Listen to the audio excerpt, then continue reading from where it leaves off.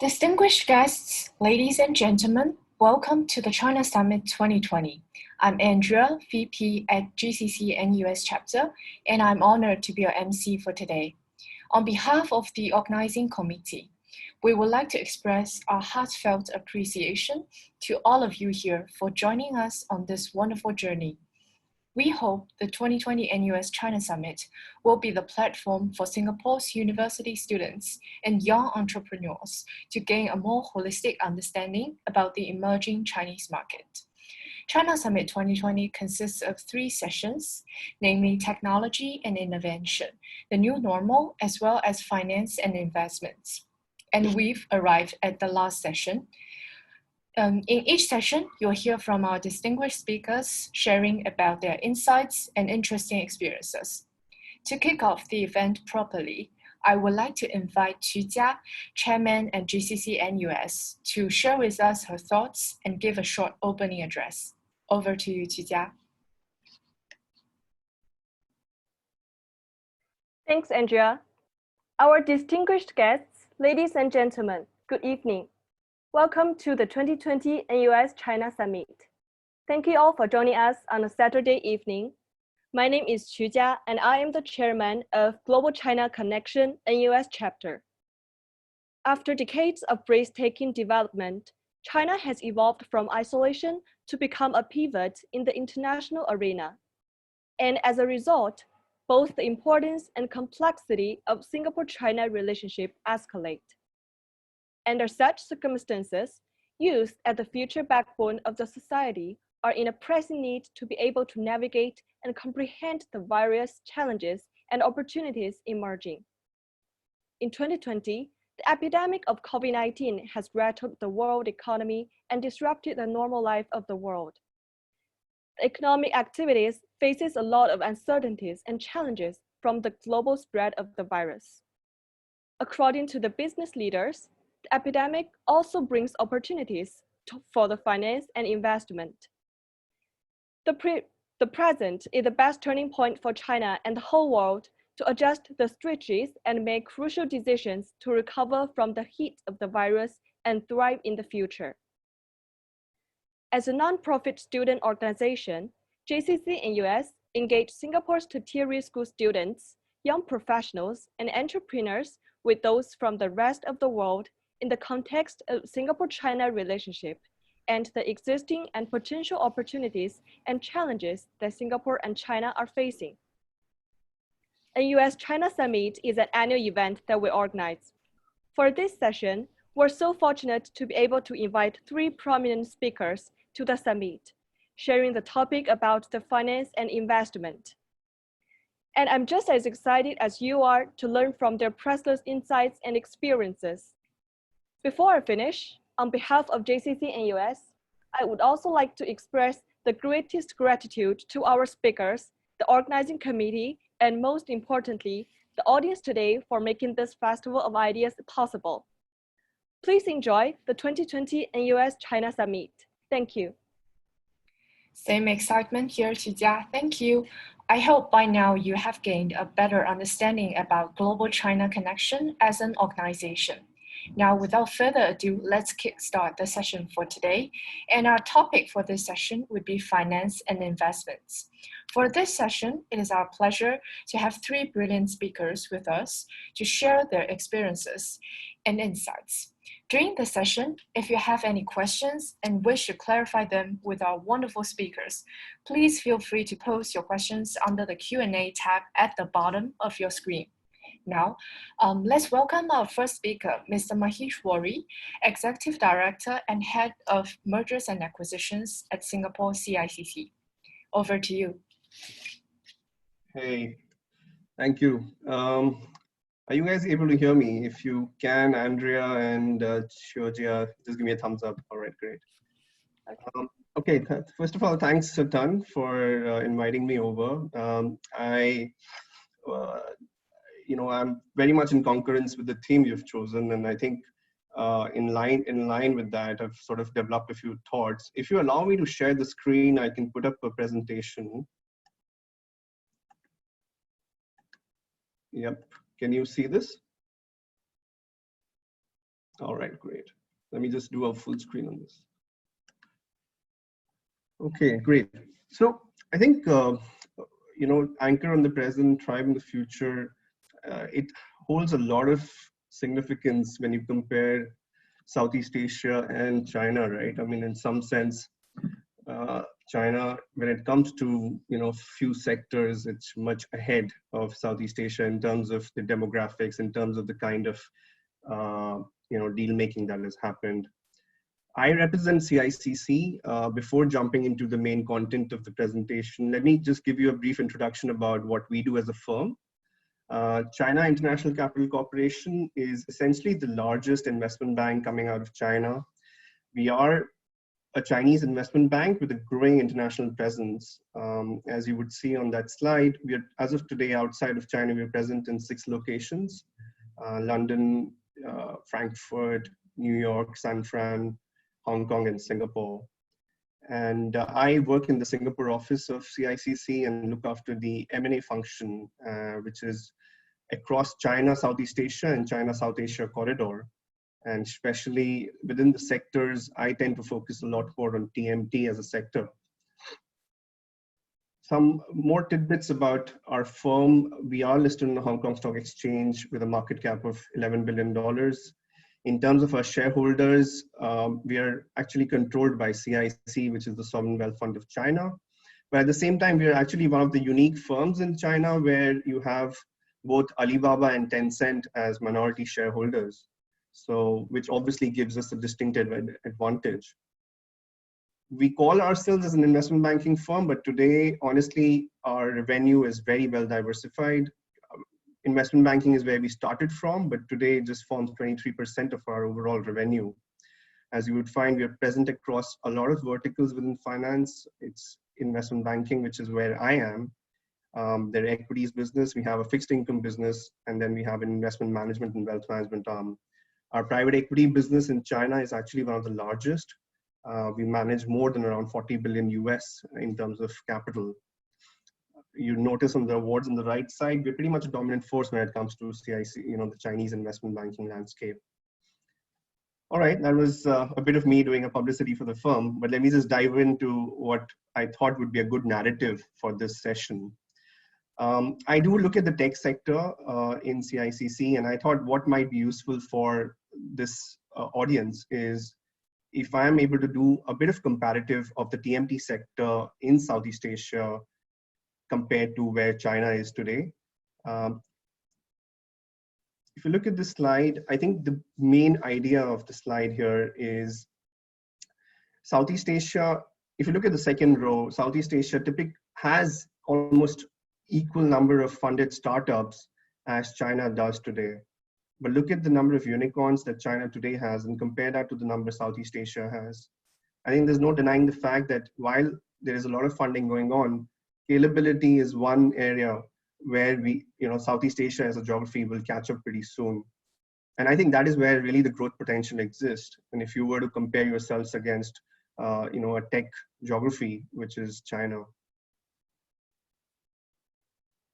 So what is going to fuel that sort of, growth in terms of the Southeast Asia tech ecosystem? Internet penetration, of course, while it was 19% in 2010, it's grown to 56%.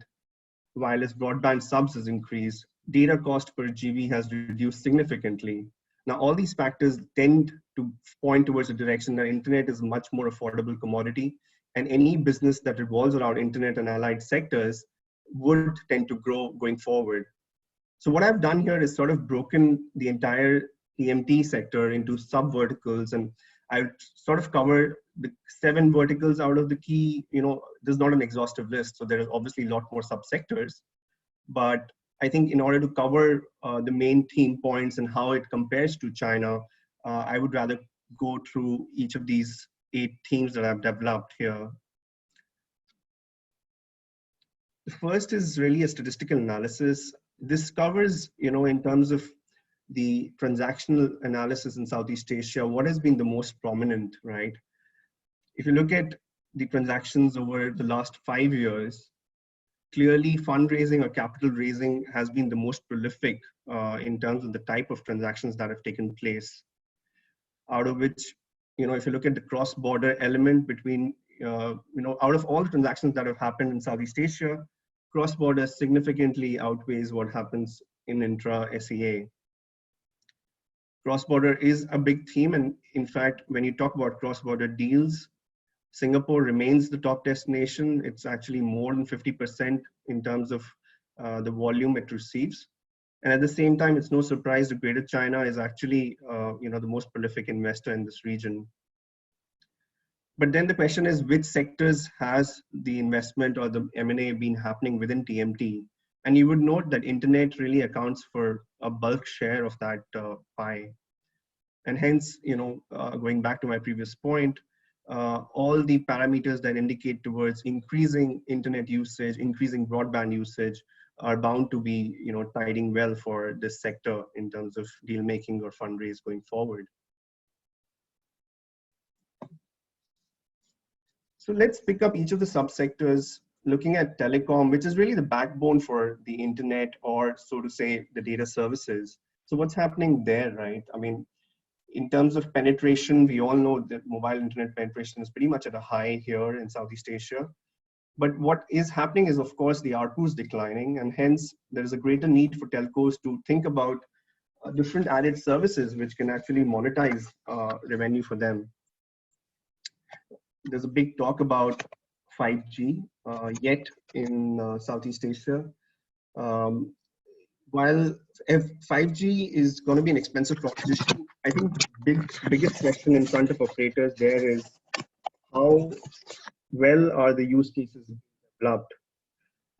If 5G as a technology needs a very good commercialization strategy in order to be successful.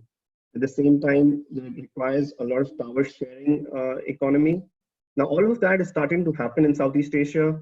We expect rollouts to be in 21, 22 across major geographies. Tower sharing, of course, has been a big theme in Southeast Asia too. But if you compare that at the same time to what is happening in China, the sharing infrastructure had begun quite early. It happened sort of, starting in 2015. We've seen a lot of telcos collaborating in terms of tower structures. But I think that is possible in China also because most of the telco firms are state-owned, in fact, all of them. So hence, collaboration becomes an easier pace. But as a result of which, in 2020, I guess China is well advanced in terms of having the 5G base stations. China Mobile actually today is one of the largest 5G rollout companies, and hence that there is something that China is way more advanced when rolling out of 5G compared to where Southeast Asia is.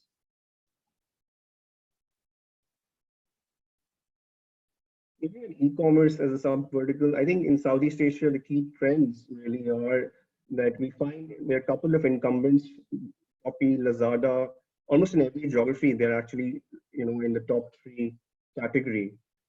The other trend we've seen now with each of these e-commerce websites is there are these small e-commerce, smaller official store platform which are starting to take very good shape. Essentially brands coming up with their own malls or official stores on each of these websites. If I had to compare this narrative to what has happened in China, it's very similar, yet there are a few things which could be sort of the crystal ball for Southeast Asia. So when 2008 and 11, between that period, Taobao was the leading e-commerce company. JD joined the frame between 2011 and 16. And what has happened after 16 and beyond is really, the social networks have caught up. If you look at the rise of Pinduoduo, what essentially their strategy is based on is actually sharing of experiences and hence maintaining the traffic for e-commerce business. At the same time, we find, this standalone brand in China, on their own websites, they're not able to do as much business as much as they can do on the e-commerce traffic. A prime example of that is IKEA in China. I think we all would agree that IKEA in China sort of has for the first time joined a third-party platform in 77 years, and that is Tmall. I think the other trend which is quite prevalent in China is the O2O, which is the online to offline concept. A good case study there is Alibaba's Hema Fresh. The company has seen a lot of success, offering fresh products, just using its physical stores, and doing a delivery to the physical stores, but at the same time having an application which actually supports the data, the payments, and allied activities. So I think these O2O is one area where I feel Southeast Asia will catch up pretty soon. It's already taking place. Lazada, Redmart, a good example. But I think to the scale that it has happened in China, it would probably be even more. I think the boom in e-commerce is obviously driven by logistics tech. And within logistics, I guess the biggest parameter that people are, at least the shoppers generally focus on are what are the turnaround times, what is the transit time, how soon can the delivery happen. In terms of that transit time, Southeast Asia average, as per sources, is roughly 91 hours. If I compare that to China, that's actually less than 12 hours. So that's definitely, an area where, incremental progress has to be made. What I find increasingly, popular in Southeast Asia is the use of 3PL. A lot of the e-commerce companies using 3PL, sometimes the efficiency reduces because of that count. On the contrary, if there are e-commerce companies using their own logistics network, the efficiency has definitely been on the higher side. Having said that, there are a couple of incumbents which are looking to actually move into the unicorn status. Ninja Van and J&T Express. Ninja Van primarily being a Singapore, Southeast Asia, delivery company, and J&T Express is largely an Indonesian logistics vehicle. Both of them sort of have raised significant amount of funding. I think in terms of delivery times, both of them actually are much ahead compared to the other incumbents. The question then comes is, how do you compare to China? If you look at what has happened here, is they have found a way to actually deliver within 12 hours, and that's a transit time. It's an average transit time in China. In fact, JD.com has built this entire 211 program, which ensures sort of a next day delivery for orders after 11 p.m. Before 11 a.m. actually you get the order the same day. So that is the kind of efficiency you're talking about when you compare logistics tech in Southeast Asia to China. Well, ride hailing, I don't need to necessarily cover this in detail, but in Southeast Asia, of course, the two largest ride hailing companies, Grab and Gojek, have raised significant capital over the years. And I think the trend that you can actually identify here is, whether or not it's able for both of them to sort of fight it out continuously, right? In China, on the contrary, what you've seen is merger of, two like-sized companies, Didi and Kuwaiti, actually merged in 2015. And at the same time, Didi further acquired Uber China in 2016. Now, the question is whether what has happened in China is something that might apply to Southeast Asia. Could that help reduce the cash burn? Could that help actually alleviate the concerns around profitability? Maybe, but then the bigger question is whether the antitrust commission or antitrust law would actually make it happen. In China, the strategy that merger between Didi and Kuwaiti approached was, if they didn't claim that they were controlling 99% of the ride-hailing market, what they said was they were actually just forming 15% of the overall taxi market share. I think that's a theme which might occur in future, but honestly, that's something that time will tell. But given that both are engaged in a super battle for raising capital and sort of, building their franchise into a super app, time will tell whether it's, there's room for two or it's actually fitted for one. both Grab and Gojek, when it comes to fintech, are actually developing their own payments, ecosystem. While Grab is actually much ahead in terms of the markets they're present in compared to Gojek. In Indonesia, they're actually quite active in terms of the payment channel through their application. But Grab is also catching up. Grab's OVO partnership is actually gaining ground in Indonesia. It's, if you look at OVO versus GoPay, the market share of OVO is much bigger than GoPay, right? At the same time, digital banking in Singapore was one theme which actually was quite popular this year. A lot of local firms as well as Chinese firms have applied for the digital banking license. And, it's just not the traditional players. You've seen likes of Xiaomi, SEA, AMTD, and Financial jump into the fray. So let's see how, and the results are not out yet. And once the results are out, we'll know who actually are getting the digital banking license.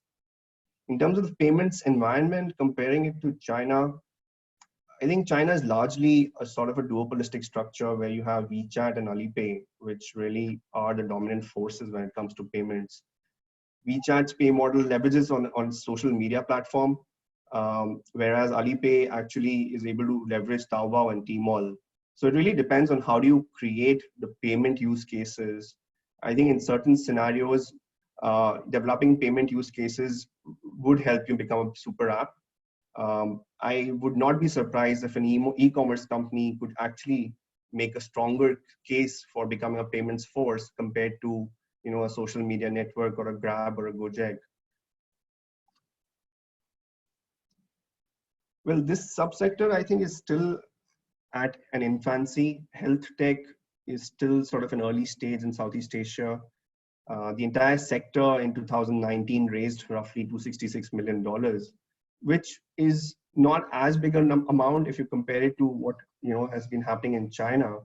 But I think there is a greater demand for these services given what has happened due to the COVID-19 impact. Singapore and Indonesia really account for a bulk of the funds that have gone in. We've seen business models develop around teleconsultation, pharma. There's biotech that's been at the helm of raising capital. How does it compare to China? In China also, I think while health tech as a population relies on the government hospitals for healthcare. If you look at this chart, 50% of patients in China are going actually to the 7% class 3 hospitals. But having said that, the government is cognizant. They're developing a private online healthcare company's expertise for major reforms. As a result of which, there are actually today more than 1,000 healthcare startups, the most prominent ones there being Ali Health, Ping An Good Doctor, and VDoctor. VDoctor is actually, the expectation is it will be actually going for a Hong Kong IPO pretty soon. Last, I think I wanted to cover a bit on the social media sector. It's not as much social media, but really the short form, long form video streaming websites. I think in Southeast Asia, Bigo is probably the biggest incumbent. This was the company which YY acquired, for around $1.45 billion. I think the biggest challenge for live streaming in Southeast Asia has been the monetization. While TikTok is obviously very popular, the biggest question with all these video streaming companies or platforms is how do you actually monetize the user base that you've created? You can create the user base very quickly because it's such an addictive platform. But from a company standpoint, how do you actually monetize this? Now, whereas in China, this is a totally different ballgame. Most of these video streaming websites are pretty healthy and actually are able to monetize due to the virtual gifting revenue model. I don't think the super spending customers are common in Southeast Asia. I think what is starting to happen in Southeast Asia is though there is an e-commerce crossover. So there is crossover between e-commerce as well as the live streaming that is starting to happen. So I think in a nutshell, if you followed what has happened over the last, few years, China has sort of leapt and, increased its withhold in the tech sector, and which is a very good example for Southeast Asia to follow. I think across sectors, you have significant precedents to look up to in China, and hence sort of acclimatize your business model to it. See, I mean, I thought this sort of gelled well with the theme that you guys have, which is, sort of anchoring in the present, looking to the future. So let's just, think about anchoring the Southeast Asia tech model according to the precedents set in China. And I think there could be a very good growth, potential there. I'll just, sort of round up, and that's pretty much for my presentation. So back to you guys, Andrea and Julia. Thank you. Thank you for your insightful sharing.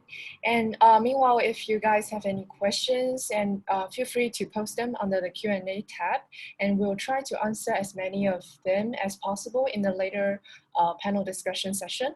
So moving on, next up, we will have our second speaker for today. Mr. James Tian is the co-director of UOBK Hian Securities. So James, over to you. Hello, can you hear me? Okay, I share my presentation.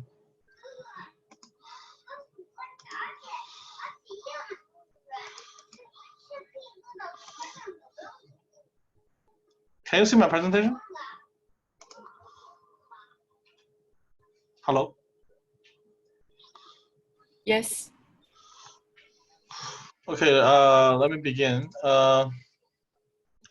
My topic will just be very short of presentation on the opportunities and challenges facing the China-Singapore financial cooperation, especially during the COVID-19, post-COVID-19 era.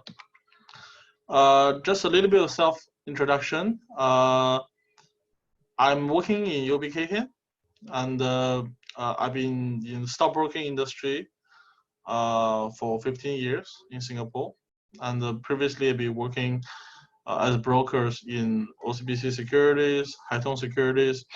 What I do is I do global financial markets trading, stocks, ETF, and also helping my clients on global basis to do asset allocation. In addition, is also another thing we do is also I be helping a few companies to do IPOs. Because I got clients, so I got my clients. I roughly know what the clients want, and help them to help the IPO to distribute, right? So in my company, UOBK Hian, we are the largest stockbroker in Singapore, and in terms of IPO field in Singapore, we have. During the past 10 years, we have the largest market share. We have almost two-thirds of the IPOs in Singapore, non-REITs, non-real estate investment trust, pure equity offering.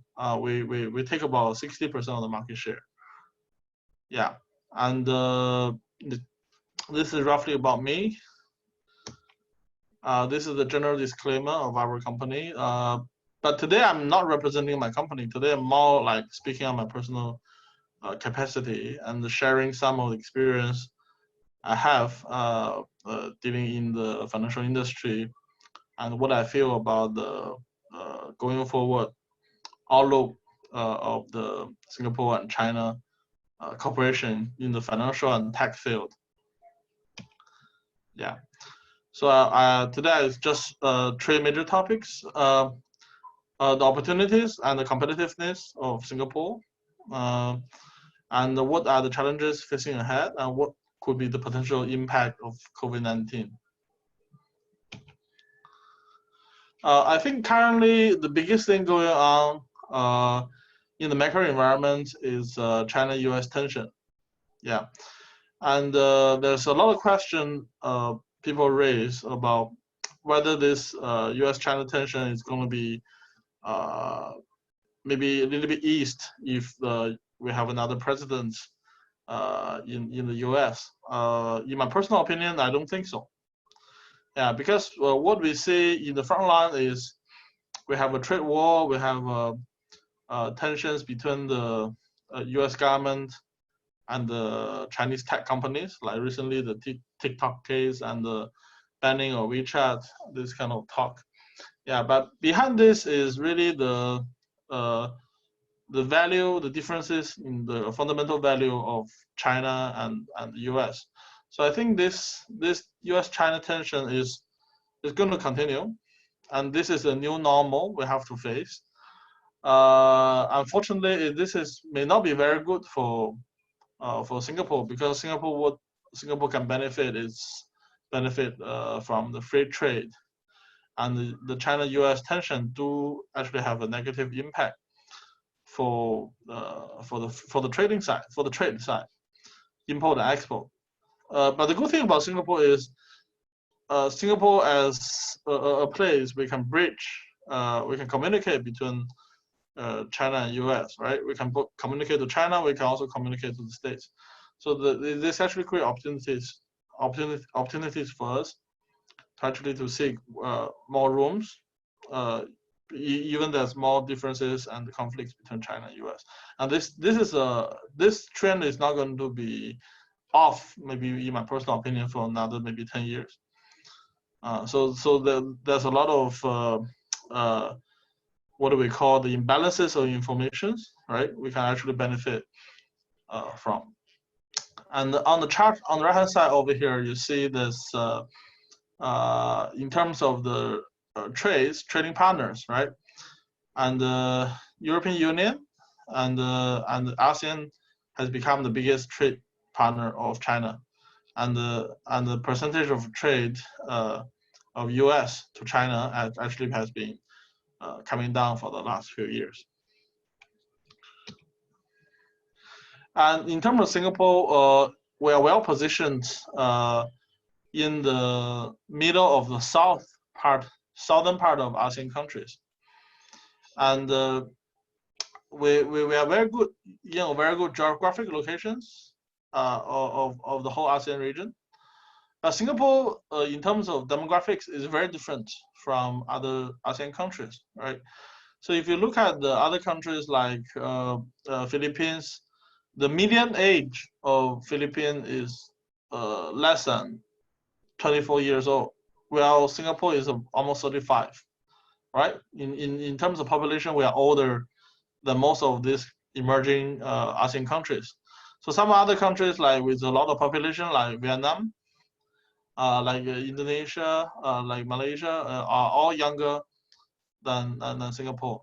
So when you analyze the markets, especially today, we have a lot of, I guess, a lot of audience are students, maybe looking for a career, and we have to understand demographic differences is very big between other ASEAN countries and Singapore, and this means a lot of business model and what is going on, what is a new emerging kind of TMT deals is also quite different. So if you're students in Singapore, you may not see certain kind of business model, right? But certain kind of business model for younger age group of people may actually work for other countries, right? And another thing is the population, and this can be opportunity, can also be a challenges going forward. If you look at this map over here, we have a lot of very populous cities in ASEAN region, right? We have Manila, 13 million, Bangkok, 9.6 million, Jakarta, 10.6 million, Kuala Lumpur, 7.2 million, right? And in Indonesia alone, we have a few more, Denpasar, Padang, more than 1 million. So we have a lot of cities more than 1 million. For Singapore to compete, I think, okay, I'm not against or for the government policy, but you want to compete to be a sizable market itself, I think 5.8 million of population is not enough.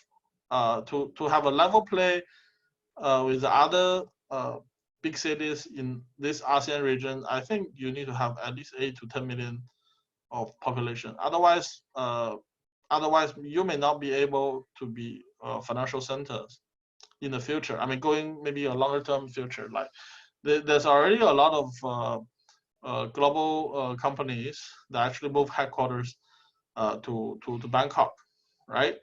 or some of the companies actually move, especially e-commerce company put emphasis in Indonesia. They may move their company to Jakarta to maybe get more localized team. So this is the things that Singapore may actually need to worry about. But maybe we have a better population or immigration policies that actually can maintain Singapore and make Singapore still stay competitive in this region. Yeah, and do a comparison of ASEAN unicorns and ASEAN TMT companies compared with China. In my personal feel, I think Singapore ASEAN deals, ASEAN companies are generally about 5 years behind what is going on in China. So this means a lot of opportunities, and there's a lot of things that you don't need to learn that much as a new company, because what has already happened in China may just happen here again in ASEAN countries, right? So I think the first to take place already, we already have like Lazada, like Shopee, like e-commerce company, right? But in the future, we may see we may have other like, for example, like a company called iFlix. Recently, they were sold to Tencent. This is an online streaming company. They do some Indian shows targeting Indian race, or they also do some Indonesian language show. So this is just like a Netflix in the States, like iQIYI in China. So there's a lot of opportunities or business models if you look at the whole ASEAN region. And you have to think population as very, very, very important factor, right? In the whole ASEAN region, Indonesia is have the biggest population. So most of the TMT models that works in China, you can try to see if it actually works in Indonesia, right? Population is number one factor. Another factor is also you have to think about the infrastructure, right? Just now the gentleman talked about the delivery time of e-commerce and the user experience, and without invested in the good infrastructure, right? If you don't have a very connected road, you have very congested traffic, then you cannot really deliver the e-commerce goods within a very short period of time. So in terms of the whole ASEAN region, I think Thailand is doing a quite good job. They are investing heavily in infrastructure. So we may see the e-commerce experience actually going better in Thailand. So it also means more opportunities over here. And what happened is most of the ASEAN TMT companies, most of them are still in the private equity stage. Not many of them are public. So this means, like, if you're studying in finance major or marketing major, this means a lot of opportunities going forward. I mean, you can just join a potential company that is going to be listed, and try to help the company to grow, and you can follow their Chinese counterparties model, right? Follow the Chinese peers model. And in terms of fundraising, there's also a different way of fundraising.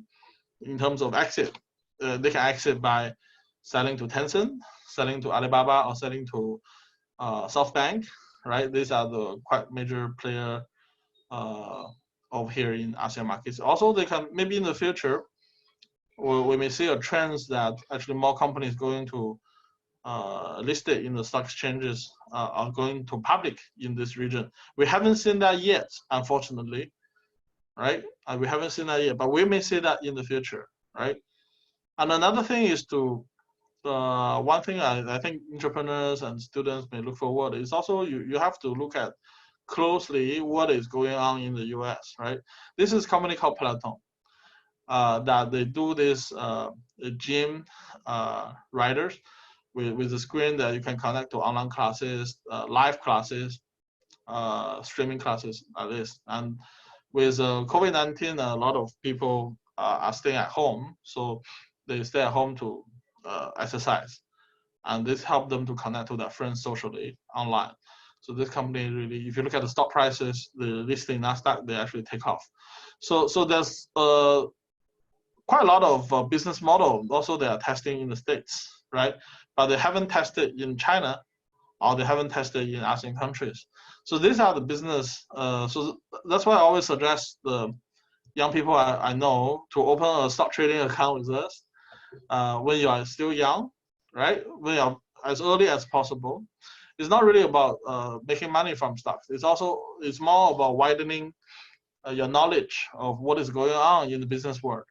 So you can know some new businesses emerging, especially in the US, and then you can see whether there's potential for this business to expand to ASEAN region, to China, or for this business to actually there's a chance, the opportunity you can copy this business in this region, right?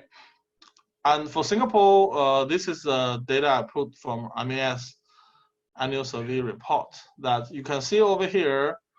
We do have 213 private billion Singapore dollars of private equity funds managed in Singapore, which up 14% from 2018. So in terms of sizes, it's quite okay, and we have a quite large PE fund management business in Singapore, right? So if you're students from Singapore, it's quite good opportunities for you because you're closer to the fund, closer to the money, right? And also in terms of source of funds for Singapore's asset management, we have a very diversified source of funds. I mean, compared with Hong Kong, I guess, which we are much more diversified, because Hong Kong, which much more depends on funds from China.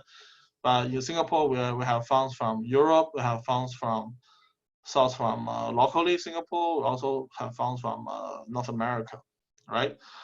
And Singapore also the government has been putting out very good policy support to in terms of family office. This is very important. This is very important for fundraiser and the entrepreneurs, because this allows some of the successful Chinese tech billionaires, which they already cashed out, to actually set up a family office in Singapore. And when they set up family office in Singapore, they can actually achieve a very low tax status for investing in PE, right? So if you're trying to do fundraising, want to set up a business, startup, and then want to do some startup funding, you also need to know, it's better to get to know those people who are working in the family offices.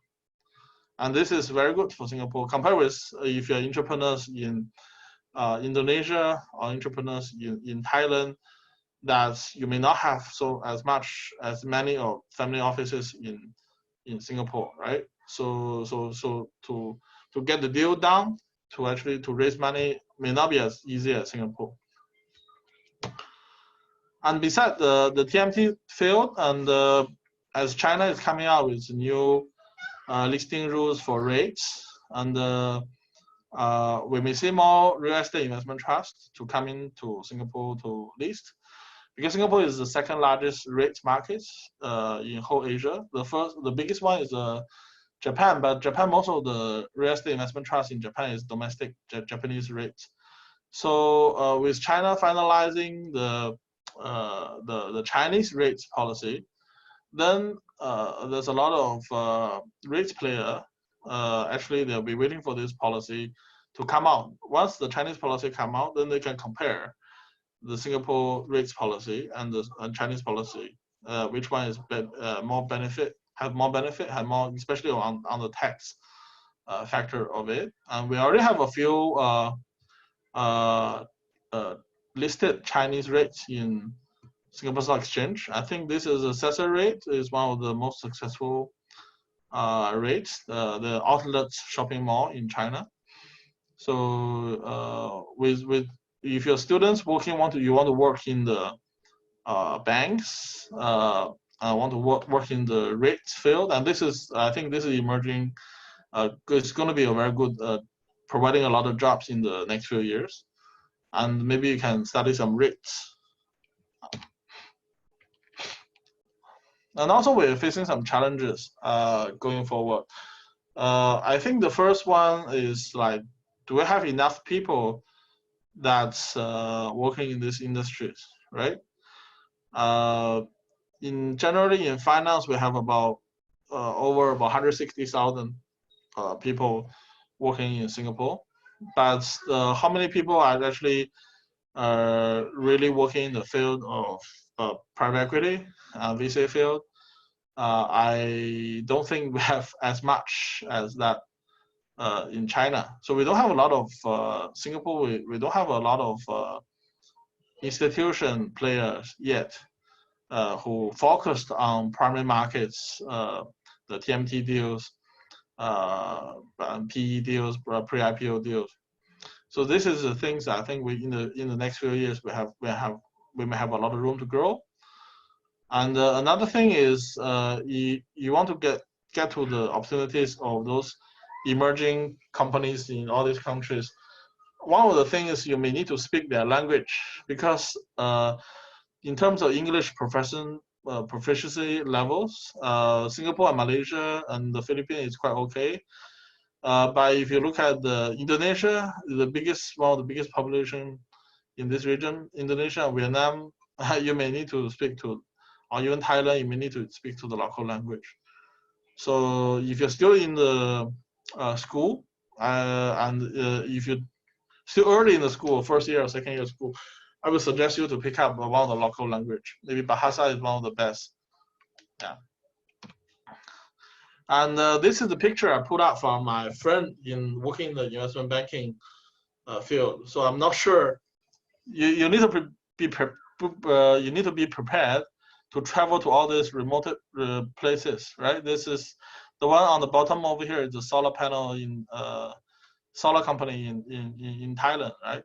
So if you want to work in the finance field in ASEAN countries, sometimes you need to be ready to travel to all these difficult places, and the local hotel may not be as comfortable as the ones in Singapore, right? And another thing, the challenges we're facing is actually the recognition of new money in ASEAN region, right? You look at this company C, which is a mother company of Garena and Shopee, right? Last few years, this is their stock performance. They are listed in the United States, and their performance is really great. And for a while, their market cap is already more than DBS, right?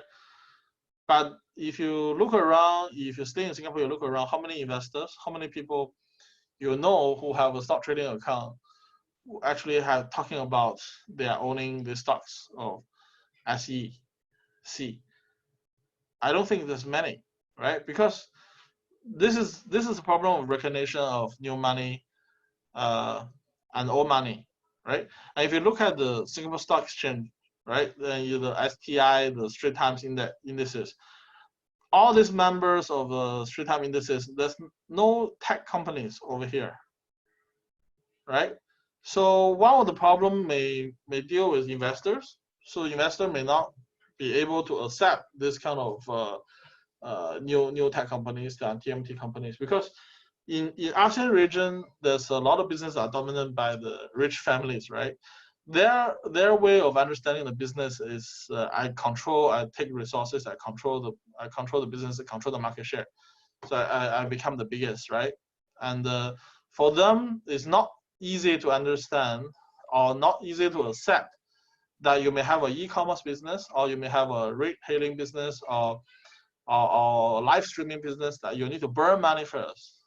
You need to burn a lot of money in terms of marketing and get the users to change their habits, to really follow your apps or websites, or to do a regular visit. Then your cash flow can be better. and slowly over a few years or period of time, you may have a positive cash flow, and then you have a profit generate. So this for the old folks, old money, it will take some time for them to recognize this and recognize not my meaning of recognition is not just in the PE field. It also means they need to recognize the value of these tech companies and the TMT models in new economy in terms of secondary markets, right? So we really need some kind of a bomb to actually to change these people's view. Let's say, for example, this is the things that I'm not so sure what is going on because C first is the companies in Singapore, and they are not listed in the Singapore Stock Exchange.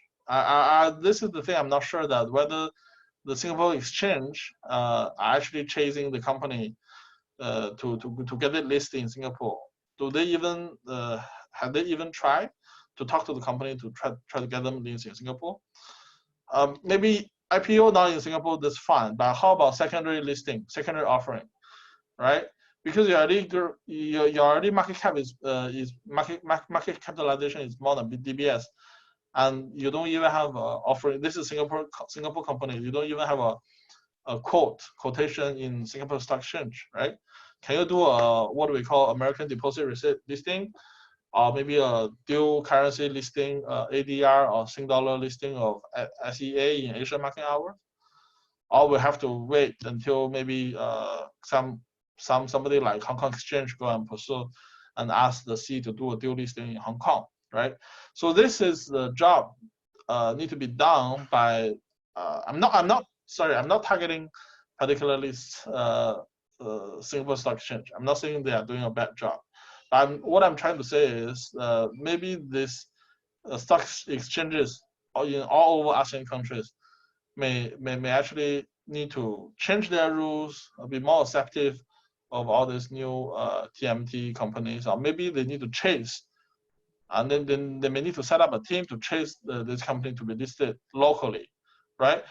Imagine if Grab or Gojek, let's say Gojek listing Indonesia into an Indonesian stock exchange, right? It will attract a lot of investors' attention, and then they will bring a lot of investment interest into the TMT field. So this is a big challenge, I think, going forward. And another thing is in terms of long arm jurisdiction, right? Iondo is a company that SGX actually tried to promote to the public a few years ago, and we are one of the underwriter of this company. And what happened after listing is a lot of terrible things going on. Then the management just resigned. So what can we do about this, right? If the company, a tech company that not doing business in Singapore, or maybe only have a small part of business in Singapore, if they violate the laws, if the management are not responsible, what can we do about it? This is a question I raised over here. Another question, like also in terms of rates, also we have a US rates called Eagle Hospitality Trust, and there's ongoing investigation going on. So I don't want to comment further. You want to read, you can read all the business news. Basically, this is a real estate investment trust listed in Singapore, but their assets is in hotels in the US. And now the shares got suspended in trading, investor lose money, and there's a lot of, there's some investigation going on, there's a lot of news going on. You can read about it. So this is a long, in terms of long arm jurisdictions and how we protect the investors' interest is a question we are facing, and the challenges we're facing. And also, like in terms of distributing power, right? And the valuation of the tech company, this is also an issue. If Grab grow to be, let's say Grab or Gojek grow to be too big, could the local stock exchanges take it? Right? Could the regional ASEAN investors, ASEAN-based investor, take this kind of IPO deal if they grow to be too big? So this is the challenges we're facing.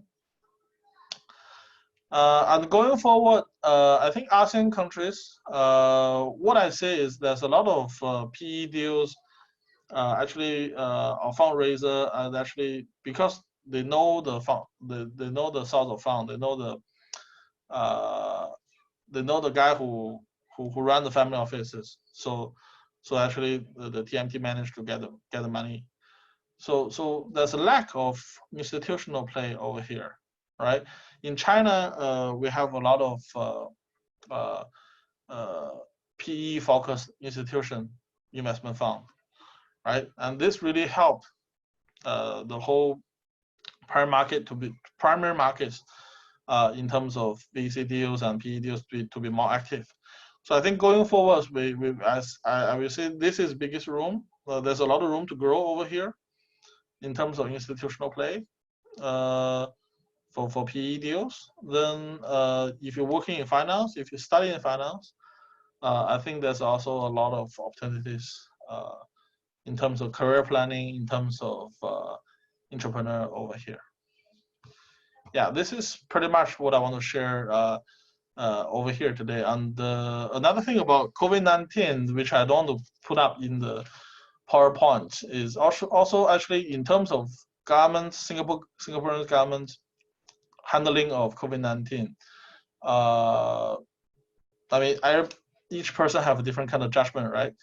And from my understanding, just sharing, personal sharing, that I know some of the entrepreneurs and some of my friends who have set up tech companies. They are not very satisfied with what's going on in Singapore, right? Because Singapore is a relatively small country, and people here, citizens here, are quite okay to obey the laws and to wear a mask. And in terms of control of the virus, we're still having quite a number of cases going on. And this is August already, since the first case in January has been so long. So actually this will hit a certain level of confidence for those people who are able, who have ability to set up family offices over here in Singapore, right? Because public health security is also part of security, right? Singapore is well known for its security, right? If you can walking on the street at night, 10 p.m., you should feel safe as long as you're not walking in a small lane or alley. But national, in terms of national defense, Singapore is a very peaceful country. We are not going with war with anyone. But public health security is also a factor of security over here. So my personal feeling, my personal hope is really, we hope Singapore to at least to have a tight control of the border, and then have try to clear the internal and the community case to zero. So actually we can bring the business travelers back, right? So that's what I hope. Yeah, this is what I want to share. Sure. Thank you, James, for your enlightening insights. We have so far seen quite a few excellent questions in the Q&A tab. And don't hesitate to voice out your questions if you haven't done so. It would be a great opportunity to have our experienced speakers help clarify your doubts and fulfill your curiosity. So the last speaker for this session would be Anson, Chairman of Access, and also in 2020, Anson was appointed to the OECD's Blockchain Expert Policy Advisory Board. Over to you, Anson. Thank you, Andrea, so much. Hi, everyone. My name is Anson Zeall. I am the chair of the Blockchain Association here called Access. We've been established since May 2014. So yeah, we've been here for quite a while, and a lot of things that we do, most of them right now, as of right now, is regulation. Especially right now, there is a lot of regulators around the world that want to, in my view, it's good, regulate the virtual asset cryptocurrency industry, right? So regulate in a way how financial institutions are being regulated. And to me, a lot of companies think that it's a bad thing because it's so much regulation. But to me, it's a good thing because how MAS does it today, they're really treating them like banks. The questions they're asking, it's treating them as if they're like a DBS, like a PayPal, and so on. So one of the main things that we did today, let me just screen share. The news just came out yesterday, today. Oh, maybe press the wrong button. So we work very deeply with MAS, the central bank here. I'm sure most of you know who MAS is by now. And yeah, MAS is very serious about growing this industry. And we worked on 2 years to get this code of practice out. So what this code of practice does is it helps banks, helps the regulators, even different regulators around the world, to know what crypto companies, virtual asset companies, as you call it here, how they will follow the guidelines to make sure there is no dirty money, like try to reduce as much as possible the dirty money coming into Singapore and out, anti-money laundering that we call it, and no terror money coming in, the terrorist financing. Okay, so we came up with this code, worked with MAS, worked with the Association of Banks, and MAS was very happy with it and gave it the support. Especially now in Singapore, there's a fintech license that you can get, which one of the activities in there includes being a cryptocurrency company. So as Tian was saying, Singapore is not a big market. So it's important that Singapore takes advantage of new industries, okay? Hoping one day that it can grow, right? So MAS has been very supportive of this. And yeah, it's an industry that I think everyone should definitely look into. However, today, I think it's important to go one step lower in understanding why fintech has been so important for Singapore and the world. So instead of going deep dive into the crypto space, I've spoken with the organizers here. Let me share the story about how money came about and why we came from a barter system to a system of IOUs, literally notes, and then banknotes, electronic money, centralized electronic money, and then there is decentralized electronic money, which I'll discuss, and then a hybrid system of centralized and decentralization of electronic money, which we will be calling it. Some of them called stable coins, and the others are called, run by the central banks, called the central bank digital currency. Okay, so let me just open up the slides here. Okay. All right, good. So this was a topic that I spoke about in some of the talks, but I will go, how come it doesn't stop? How come it, wait, sorry. This is not my slide, so I don't, how come it keeps running? Sorry, just 1 second.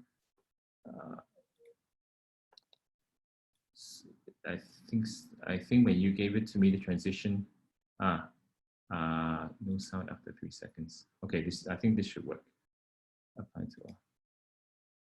Okay, let's try one more time. Sorry about that. Okay, so 1, 2, yeah, okay, good. So the future of money, I spoke about this, but my section in a number of talks was obviously the future, most of it, because I'm the blockchain cryptocurrency guy. But I think it's important to know the whole story. If I knew what you guys will be knowing today, I think I would be way further ahead in terms of the fintech space. But definitely it will be very valuable to you once you get out of university and decide what you want to do. So I'll be going on the very futuristic side of things, but which is actually what's happening now in the space. Okay, so a few things I'll discuss about money today. What's the money? How money evolved, the future of what money will be like, the implications of the different types of monies, and where to go from here. So long time ago, okay, we basically had a system called barter system. I'm pretty sure many of you know what this is. I learned it maybe in your economics class. Basically, I want to exchange fish for, I think he's holding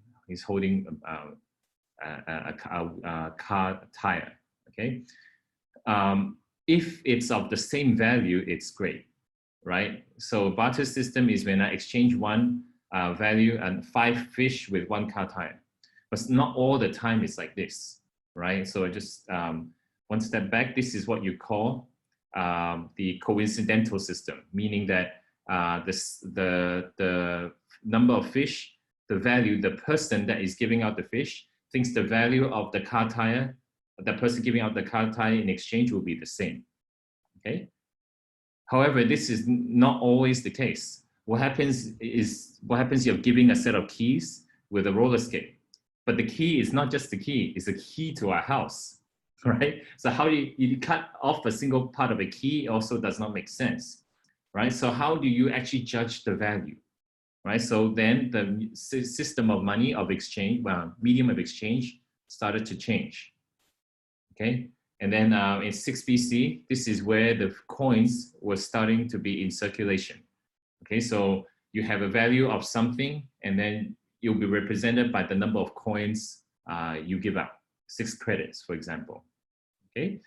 And obviously, if you know more about the Roman history, Romans grew to a point that the financial system was very good. The Yuan dynasty in China as well. But you know, all dynasties, including the Western empires as well, you'll reach a point where you start conquering so many countries, a little bit of corruption here and there, you'll start seeing inflation, okay? And they need to manage the expectations of what people are thinking and what they are using. So the Roman Empire, they chipped a bit of different types of metals into their coins. That was one step evolved from the normal metal coins, silver coins, for example. And then it was the Yuan dynasty that started, oh, that was next slide. Yes, these are the metal coins, okay? It was the Yuan dynasty that started the paper system, okay? This was, if you think about it, from metal coins to paper, it actually is quite evil because when you first know a piece of paper, how do you compare that even from the weight perspective of coins?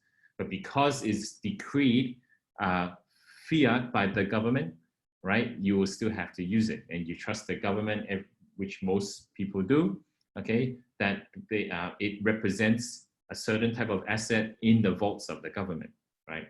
So from then on, people start using paper money. Okay, so paper money has been used for a very long time. Okay, very long time.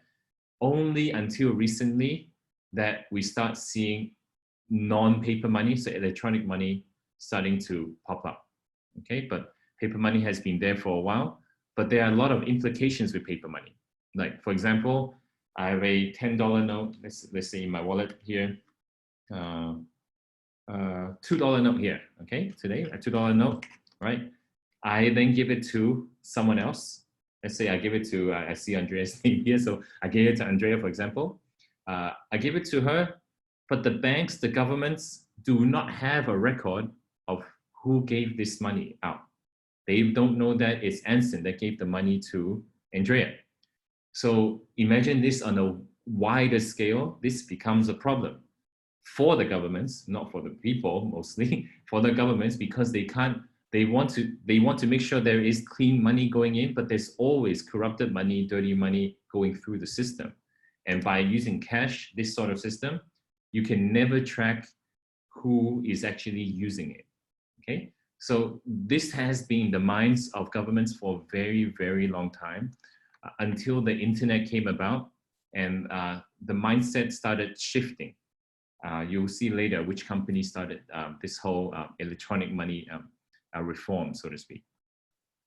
Okay, so internet was the big thing that changed the mindset of everybody.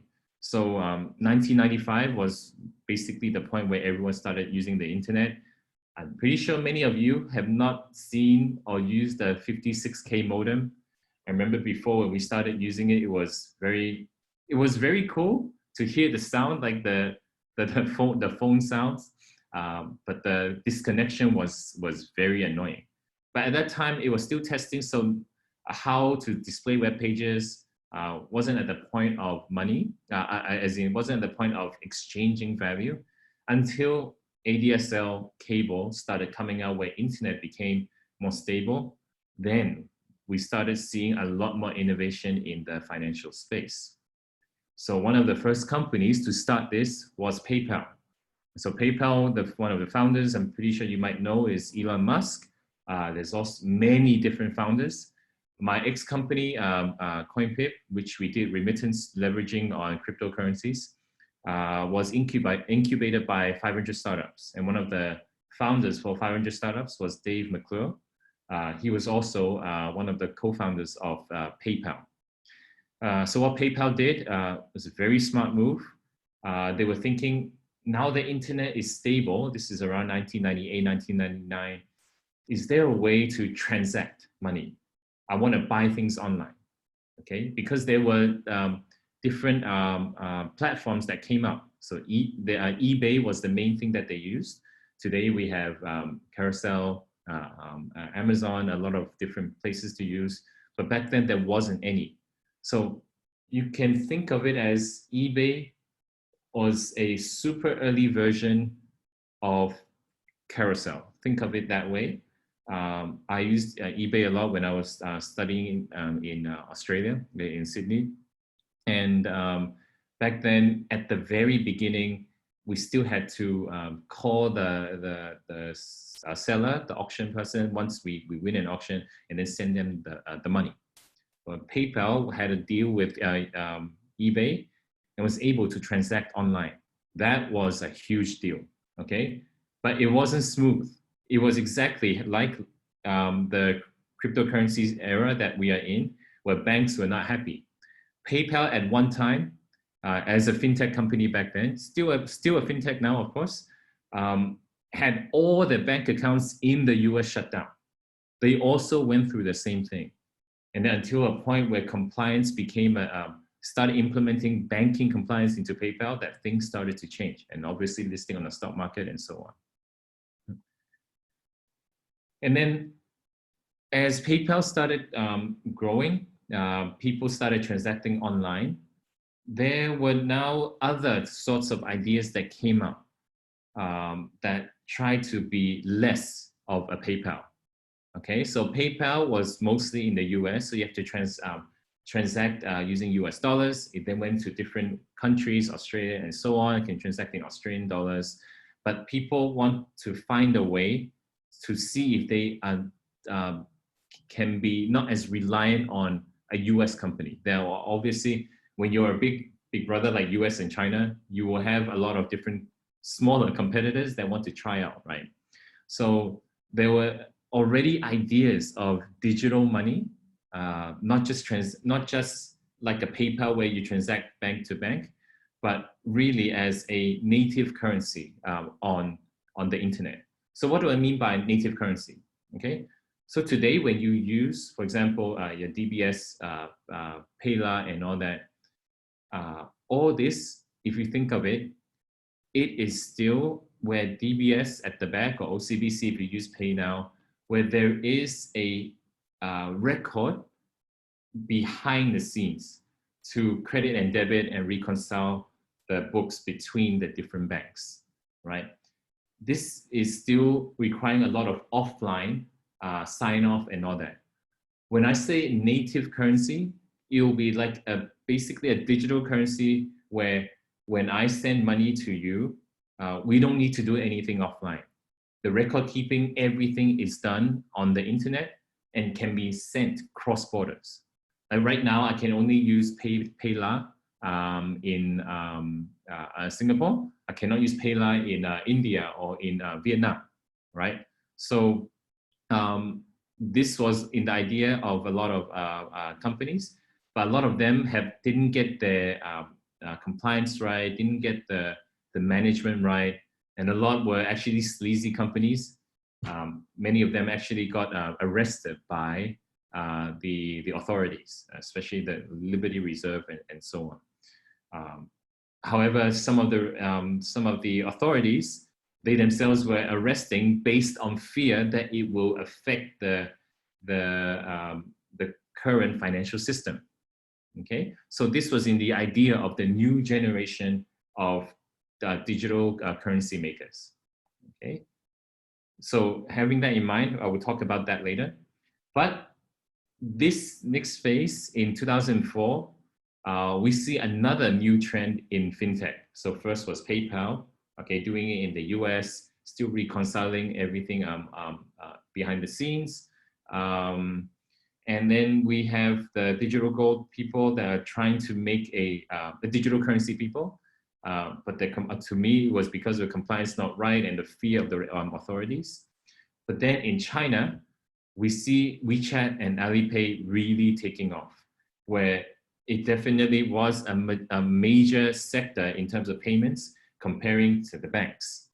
Okay, this was actually setting precedent for the next wave of fintech, because in the US, PayPal was still, even though a listed company, it only served less than 100 million, way less than 100 million customers, less than 1/3. Alipay and WeChat were already gunning for at least 500 million, and even for the whole country, right? So they were growing very, very quickly, and had the support from the government to innovate. Okay, and also one of the this is a major thing, because if the government does give support to fintech, this is much better. PayPal was going alone. Okay, the government is scared of them. The banks are scared of them. They really had a lot of enemies. So you can think from a cost perspective, the compliance was super sky high. Okay, they had, I mean, WeChat and Alipay has compliance, but they had the support. So innovation was allowed to keep iterating and growing faster and faster as they go along. Okay. However, this financial crisis, where some of you might have experienced, happened. A lot of things changed here. Banks were being bailed out to extremes. Well, now with the current crisis in COVID, the numbers are even bigger. But back then, it was already very big in the eyes of the market players. Okay, so there were a lot of industry players that did not like the bailouts for the banks, and a lot of the money printing. A lot of things were already happening, and one of them definitely that you guys might have heard of was Bitcoin. Okay, so Bitcoin was launched in 2009 January. The final part of the crisis, if you will, where the S&P, the stock index, really tanked hard, was in September 2008. Although it tanked again in March 2009, but majority of the activity happened back then. So Bitcoin was actually in discussions to launch even in 2008.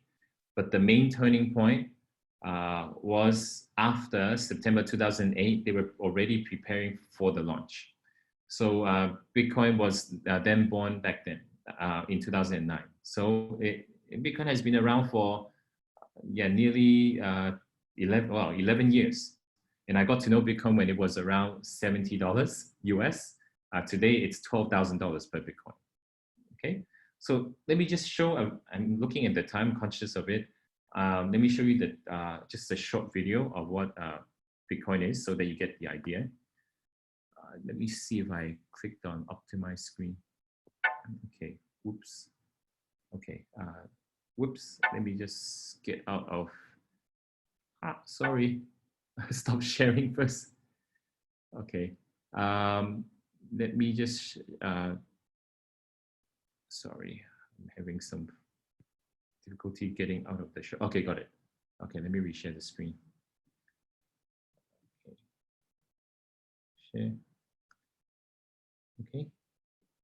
So I should have the sound there. Okay, so let me just click on this. I've just two quick. What is Bitcoin? Bitcoin is the first decentralized digital currency. Bitcoins are digital coins you can send through the internet. Compared to other alternatives, Bitcoins have a number of advantages. Bitcoins are transferred directly from person to person via the net. without going through a bank or clearinghouse. This means that the fees are much lower. You can use them in every country. Your account cannot be frozen, and there are no prerequisites or arbitrary limits. Let's look at how it works. Several currency exchanges exist where you can buy and sell Bitcoins for dollars, euros, and more. Your Bitcoins are kept in your digital wallet on your computer or mobile device. Sending Bitcoins is as simple as sending an email, and you can purchase anything with Bitcoin. The Bitcoin network is secured by individuals called miners. Miners are rewarded newly generated Bitcoins for verifying transactions. After transactions are verified, they are recorded in a transparent public ledger. Bitcoin opens up a whole new platform for innovation. The software is completely open source and anyone can review the code. Bitcoin is changing finance the same way the web changed publishing. When everyone has access to a global market, great ideas flourish. Bitcoins are a great way for businesses to minimize transaction fees. It doesn't cost anything to start accepting them, and it's easy to set up. There are no chargebacks, and you'll get additional business from the Bitcoin economy. For more information about Bitcoin, visit weusecoins.com. All right, so I know a lot of you have heard of Bitcoin, but may not have researched what it is. This is hopefully a short video for you to see. All right, pause. Okay, so let me go back to the slides. I think I was here, okay. Okay, so Bitcoin, think of it as a full distributed digital currency. What does distributed mean? It means that there is actually no central authority that actually controls it. So one example, I want to show you how Bitcoin works and then why it was such a big game changer. This is not the main scope of the talk. It's about the money, about the story. But I just want to show you just in case, just for your reference. Okay. So for example, this is a company that pulls data from the Bitcoin network online, and then it shows every single transaction that happened between different people, but you do not know who they are. Okay. You only know that the transaction occurred, right? But you can already see that by knowing the transaction occurred, it's already a little bit better than cash from the government's point of view because there is a track. And not only that, there are companies that are licensed, for example, will then tell the authorities, this is my company and this is my address. And from that, you can actually do a lot of tracing, right? Of the good guys and the bad guys, right? So that's in short what Bitcoin is. And why is this important in my view? Because this started to cause fear in governments. And not only governments, also the banks. And you know what fear does? Fear triggers innovation. Okay, we had 2004 where WeChat, Alipay started showing the world that, wow, fintech can work, you can do electronic payments, but the world was really still sitting still. It was in 2009, 10, and 11 where Bitcoin started growing, that government started thinking that we need to protect our financial ecosystem. Okay. So that is why to me, this is the next phase of fintech. Okay, now that's the story. So we're now at the electronic money phase. And in the electronic money phase, there's two types. One is centralization, one is decentralization. So Bitcoin is in the decentralization where there's no governments, there's a ledger, everybody is part of it. And the miners, as you call it, are the ledger protectors and making sure that the auditing is done right.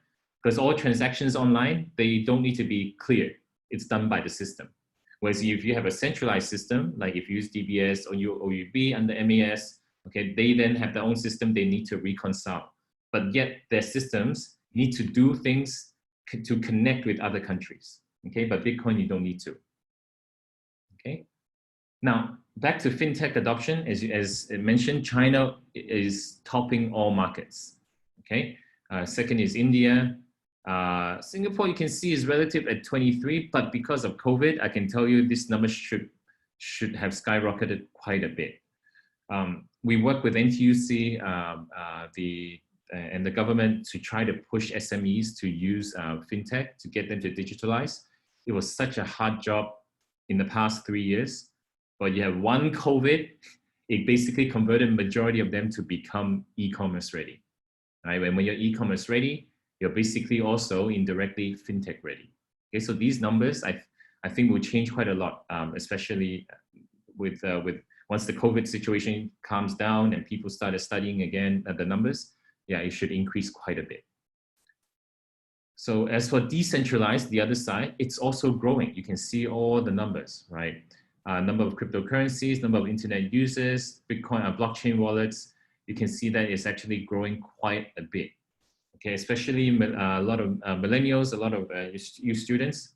I think some of you would have already owned some cryptocurrencies. I don't doubt that, because there has been studies that a lot of millennials today, the younger ones, do not trust the banks, and that I don't have that data here, but I know it's already proven that is the case.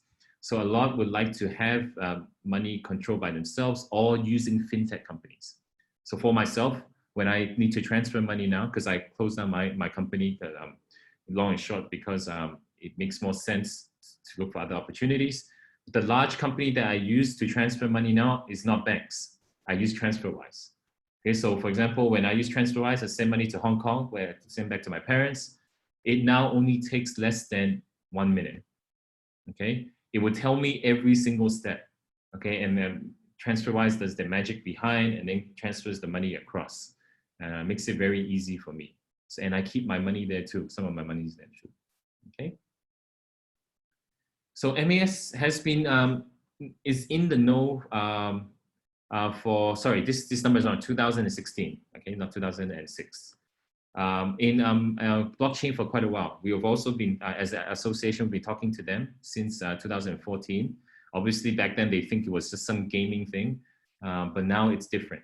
Project Ubin is a distributed ledger technology for clearing and settlement for the banks. But now it has reached, evolved into the 5th version.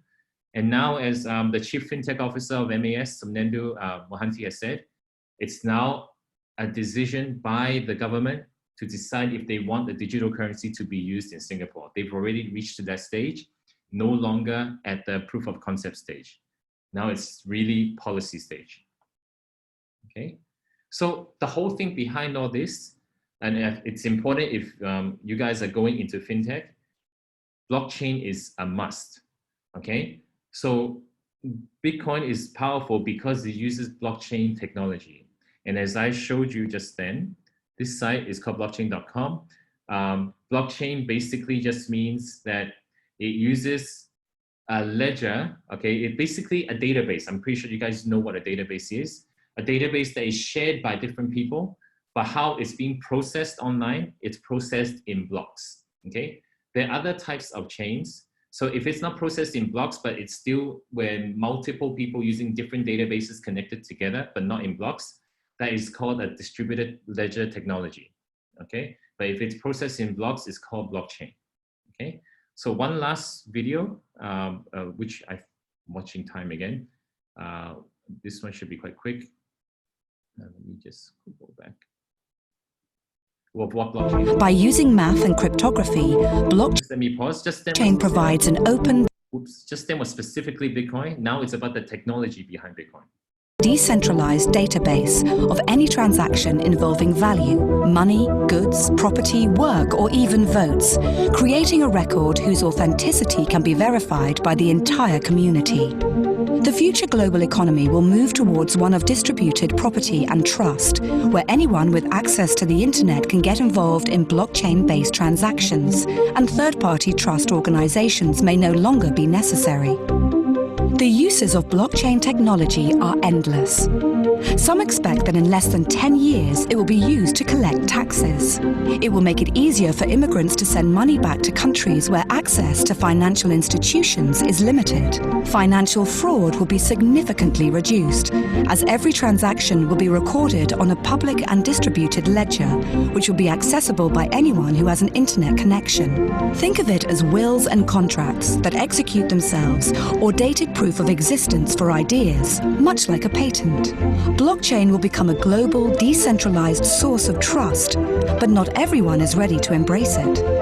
A huge proportion of trust services, from banking to notaries, will face challenges on price, volume, and in some cases, their very survival. Public authorities could find it more and more difficult to enforce traditional financial regulations due to the new possibilities offered by the Bitcoin network to bypass traditional financial intermediaries.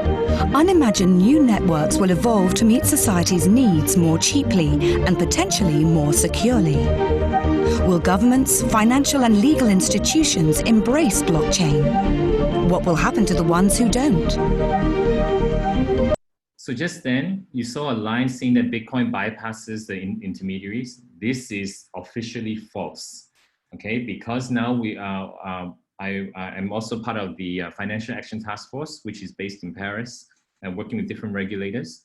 And one of the main rules that came out in 2019 was that every single Bitcoin transaction served by different cryptocurrency exchanges, service providers will need to be tracked and licensed. So Bitcoin is no longer anonymous. And if you're still anonymous within the Bitcoin network and your whole system, whatever you're using, you're paying, you might not be able to enter the financial system, okay? But so Bitcoin has become a way of paying rather than a way of going around the system. Okay. So let me just go to the future of money very quickly. Right, oh, not yet. Okay, so after Bitcoin, I think this part is very quick. After Bitcoin, there were a lot of problems, okay? A lot of the banks did not open up for the crypto companies. Even my own CoinPip company, the banks did not like to open it, and that's a fact. Hence, that's why we created the code of practice. So a lot of the innovators in this space created what they call stable coins. So Tether was the first one. This basically is one Tether coin equals to $1 in their bank. Okay, and there are many different stable coins. So with this, I can just get an address from these 4 different US dollar stable coins. Okay, I do not need to do KYC, for example. You do need to do KYC with, KYC means know your customer. So all the banks, when you go in to get a bank account, you need to, give your IC and all that, right? You still need to do that with these companies, okay? But the difference is I can send 1 USDT, okay, myself, and if another company, another person has a USDT account, I can immediately send them to USDT. You will be able to receive the money in less than 5 minutes, okay? And it will be on an electronic ledger, just like Bitcoin as well, okay? That's why this is so powerful, and a lot of cryptocurrency exchanges do not have bank accounts because they rely on these stable coins to grow their business. Okay, so for example, Binance is a large one, they have their own. USDC is supported by Circle, and I know Goldman Sachs is also behind it. PAX is also another one that is, USDC and PAX, they have a license in the US to actually distribute the coins. BUSD by Binance also has it. Tether, long and short of it is half great, but it's the largest. So there's a lot of contention with it right now. So a lot of things are changing. And because of this, governments are also looking into it. Okay, hold that thought. I will be getting into that. So as I was saying, COVID brings mainstream. Okay, so everyone is using it. You've got no choice but to use it. Today, we don't even want to touch cash because you don't know if you touch the cash, you might get COVID yourself. So a lot have been using PayLah, PayNow, and so on. I, for myself, have not been going to supermarkets to buy things. I've been using Redmart for this whole period, sometimes NTUC, depends on the inventory that they have. And I've been just using my credit card. And when I do go out to buy a gobi at the shops, okay, I use PayLah, I don't use cash now, okay? When I go into China, I use WeChat and Alipay. Okay, so very quick, okay? So next step, after stable coins started, quote unquote, stabilizing, government started learning about how powerful stable coins can be. Because once you have stable coins, you can have a much more bigger playing field than just having the banks being the ones as the main gatekeeper / intermediary. because if central bank approves you using distributing their stable coins, you don't have to be a bank to do it, okay? And you yourself as a fintech can do it as well, okay? And when central bank digital currency can go global because it's not settled offline, a CBDC will be settled online with its own blockchain, okay? So what are the implications of all this? And my main thing is there anywhere to hide? This is the main thing now.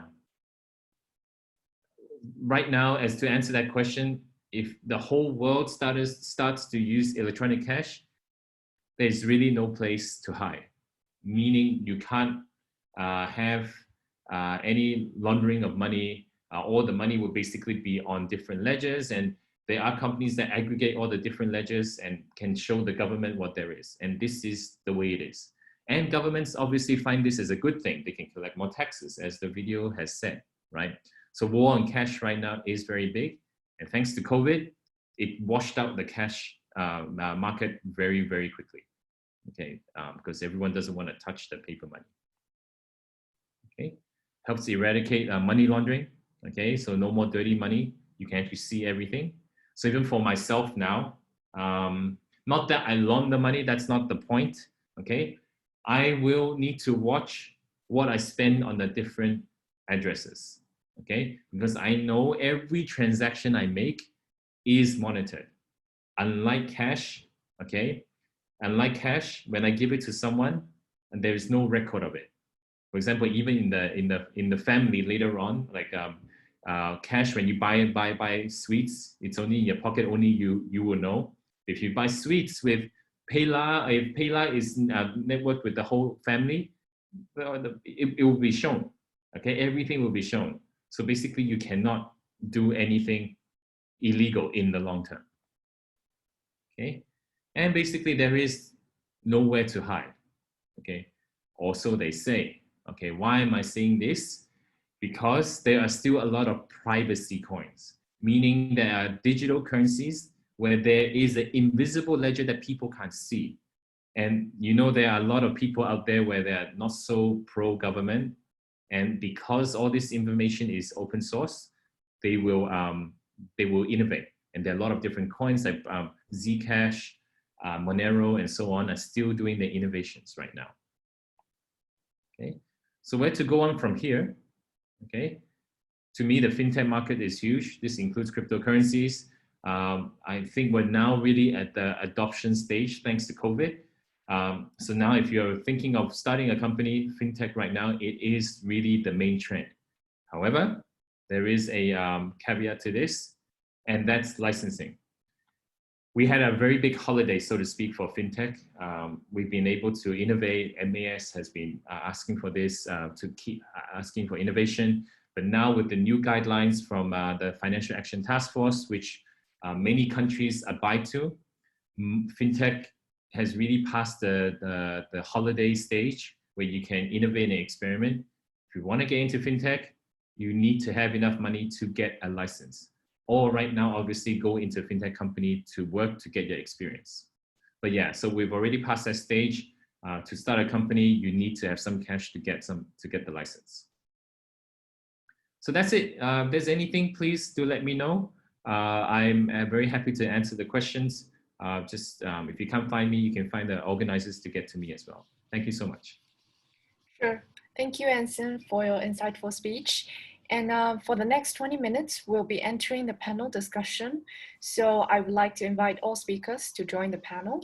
Our moderator for this session will be Jia and myself. So without further ado, let's just dive right in to answer the audience questions.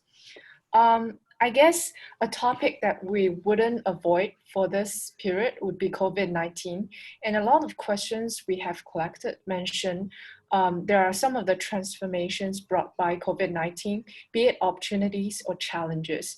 I would like to know what are some of the opportunities and challenges observed from your perspectives? Maybe James or anybody could take this question. Yeah, I can start with. Is that if that is okay? Can you hear me? Sure, you can just maybe elaborate on your previous answers as well. Yeah, I think for entrepreneurs or startup, you really need to prepare for the worst case scenario, right? Because there's a lot of things unknown that we actually don't know about this COVID-19, right? How many years it's gonna last? In the beginning, I thought if every country take a serious steps as China or South Korea to take a good control, everybody wear a mask, and not like Singapore in the beginning, tell healthy people not to wear a mask, and then they shift and change the policy. They do a very wide test and very close contact tracing. If every country, I thought if every country do that, maybe we can take this COVID-19 virus out maybe 6 months, but it looks like definitely not, right? And if you look at the situation in the US and Brazil, India, Pakistan, these countries, we have a very big population already got infected by the virus. So this also means that even you have a vaccine ready, how effective the vaccine is going to be, right? And also in terms of vaccine, like you may need to, like just like a flu vaccine, you may need to take a vaccine every 1 year, right? And the vaccine may not apply to all the population. For example, I'm quite big size, so from what I know is maybe the vaccine doesn't apply to me, right? So actually this will definitely change the behavior of consumers and business. So in terms of business, in terms of travel business, all those tech companies related to travel business, I think they will face very hard time. And also for those tech companies, new business who dealing with a lot of with like people's interaction, right? People's gathering, and I think they need to at least get their 1 year cash flow ready, sitting over there, cash reserve over there. So a lot of new companies with a very low cash reserve, and they are not able to raise funds to deal with this issue, may go out of business. I think this is what is going to happen. So if you are a CFO of tech companies, you have to think about how to raise money and go through this period. And this period, I think it is going to last at least, because I talk to business owners, I talk to KTV owners, karaoke owners, restaurant owners. I think not to mention to restore to the business in 2019, right? Just to cover their costs, just to be profitable again. I think it will take a while. So the business need to get ready for that. But at the same time, certain things may accelerate, right? Let's say I buy nuts, right? I buy nuts from Lazada, right? And before COVID-19, I never buy nuts or anything, food from Lazada, right? I always go Anson to buy fresh food, right? So this actually changed habits. So people are more maybe in terms of e-commerce, they will accelerate. And as I mentioned just now, the online gym company like Peloton or streaming companies that which deal with local content, ASEAN local content, online education company, all this may also have more room to grow. And talking about like money transfer, there's this company called Air Wallets, right? Air Wallets, they can also do cheap transfer between different currencies, and they are more a to-B company, focus on business and focus on those online companies. I think they are Australian unicorn, so but they have a lot of business in Asia. I think this kind of company actually can, in terms of the business, can accelerate. This is what I see. Sure. Anything to add on from the rest? Maybe I can take that. And from just an investment perspective, we deal with the Chinese investor community quite a lot. And I think the recent COVID situation obviously creates challenges. At the same time, there are abundance of opportunities. Challenges, I guess most of us are well aware. The question is, how transient are those challenges? Is it irreversible what the COVID has done for certain sectors? Or those challenges actually would turn around the corner pretty much very soon once the COVID impact starts to falter down. So I think from an investor standpoint, there are two things, right? So one, from a new investment perspective, what are the challenges you're facing? When you come to new investments, I think there's a lot more focus right now on the strategy of wait and watch. We are seeing increasing investments or capital deployment in certain subsectors, and that's the point Tian was making. There are a few sectors. Online education, health tech has taken a big, it's actually been one of the positives for health tech in this environment. We've seen a lot of interest for health tech business models, not just in Southeast Asia, but even in India. We are increasingly helping Chinese investors get into these companies. But at the same time, the question that we often get asked is the resurgence that is happening on health tech, maybe on the pharma side or teleconsultation side. How permanent is that? Are users going to switch back to the traditional mode of consultation or getting their medicines from the local store? Or will they continue doing this online, buying or even online consultation? So I think those are the kind of deeper questions one gets into when they're investing now. From a transaction documentation perspective, one of the things people have started doing is, have a condition precedent about COVID impact. There's a MAC clause, which is the material adverse change clause in any of the transaction documents. That has become very important. And recently you would have seen the Temasek, the offer for Keppel failing because of the MAC clause getting incurred.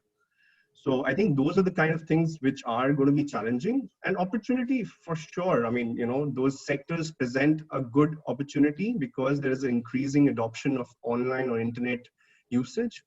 But at the same time, it's a good place for bargain hunting. A lot of Chinese investors have been thinking about this time to be an ideal time to actually go out and buy those assets which were previously expensive. The valuations are down. It is being, you can think of it being a bit speculative, but honestly, it's a good time to invest in companies at a good valuation right now, which might have been saner previously. I think that is on the new investment side. With respect to exits, I think the challenge now is the runway to profitability has elongated. For a lot of these tech startup companies, profitability is still sort of a question mark. Unit economics doesn't stand up.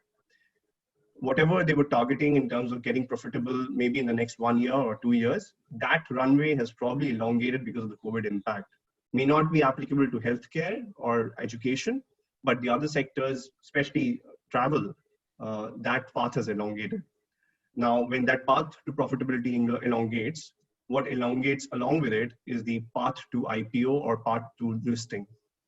And that becomes a further, sort of a discussion to be had, which is how soon can the investors get an exit from there, either through the public markets or through a strategic sale. So at the moment, strategic sale is probably the only exit option most of these investors and startups have.